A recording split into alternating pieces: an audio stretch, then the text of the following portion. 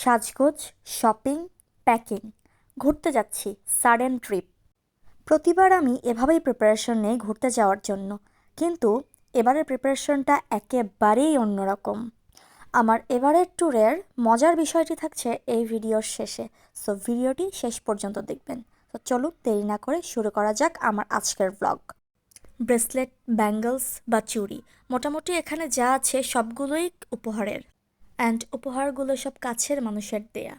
নীল নক্ষত্র, এই নীল নক্ষত্র জামাইয়ের কাছ থেকে আদায় করা হয়েছে।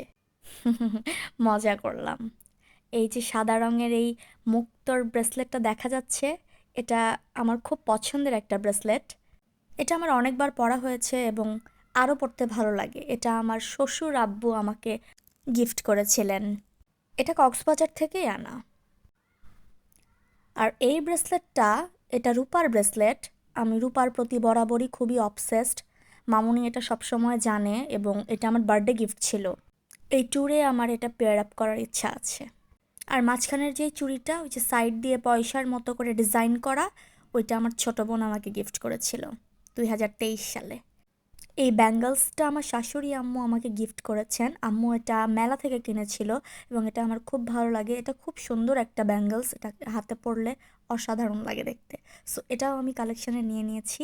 যে কোনো একটা ড্রেসের সাথে আমি এটাও পরে ফেলবো। যাই হোক, এবার আসি আসল ব্যাপারে।